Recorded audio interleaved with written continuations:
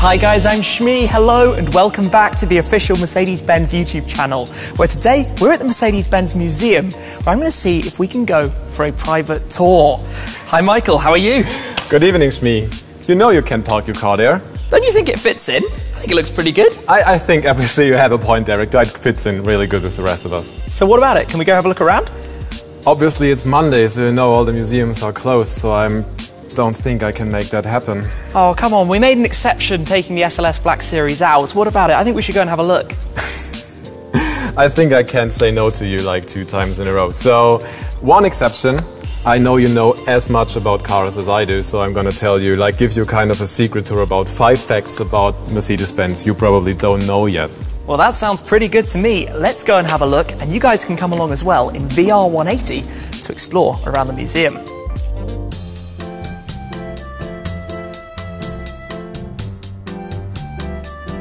Okay, so you obviously know this one, right? The first car in the world, the Benz patent motorwagen. Right, Carl Benz built that in 1886. But what you probably don't know, even 1 year earlier, Gottlieb Daimler worked on the very first small combustion engine and he needed a vehicle to test it in. So he built that contraption as a test mule for his engine, and it has 2 wheels, so that makes it per definition the first motorbike in the world from Gottlieb Daimler. Wow, first motorbike as well. How powerful is it? How quick does it go? It has amazingly 0.5 horsepower, and that brings it up to speed, and it does 12 kilometers per hour. That's not all too bad. Looks a bit uncomfortable though. Yeah, it does. It has no suspension to speak of, and the exhaust is right under your seat, so it gets, let's say, a bit hot after a few miles. Well, not that bad for 1885. Not bad at all. Coming up to hidden fact number 2, what are we looking at? Is that the boxer engine? It is a boxer engine. Carl Benz invented it in 1899. He called it the opposed piston engine. That's a 2-cylinder opposed piston engine developing 5 horsepower. And we also fitted that in a car. You can see it over there, and we fitted it in the back of the car. For fact number 3, I know you're quite familiar with the 300SL, aren't you? Indeed, I've been lucky enough to spend, 1,000 miles driving in one of your unbelievably special 300SLs on the Mille Miglia. And I've seen you getting in and out of the car a lot, but do you know the reason why we constructed the doors like that? I mean, isn't it just because they are so incredibly cool? It is, but that was actually just an afterthought, because underneath this beautiful skin is like a space frame. And we choose that one because it only weighs 50 kilo and is very rigid. But for the reason that the car doesn't fold in half, it has to be, the sills have to be really big. So these doors actually were an afterthought to the space frame because we couldn't fit conventional doors. So it's as simple as the fact that a normal door didn't fit and you ended up with those. Yeah, best looking afterthought there is. That's for sure. I didn't know that. Did you guys? Coming up to fact number 4.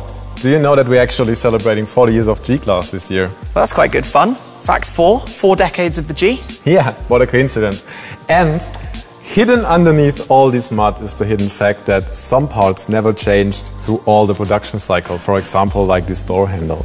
Well, I'm lucky enough to own a Geländewagen, a G63, so I did actually know that. But I don't think mine is ever going to be quite as dirty as that one. But also, the indicators are the same as well. We've gone all the way then from the 1886 Benz patent motorwagen to this. This is our newest exhibit. It's the 2019 Vision Simplex. It's from our Chief Design Officer Gordon Wagner, and it's based on a Mercedes-Benz Simplex from the early 1900s. Well, I tell you what, to go all the way through 133 years of history has been quite a long walk. It has. Starting in 1886, it takes you around 5 kilometers to walk one whole time throughout the whole museum. And that's hidden fact number 5. Fact number 5, 5 kilometers of walking. Yeah, it fits perfectly, right? Definitely. And at the end of this 5 kilometers, it is what seems to be our new exhibit, but I don't think it's a permanent one, right? No, if you'll allow me, I think I'm going to be taking that back away with me, if that's okay. I think I allow it, and while you're doing that, I'm gonna go back to my desk job.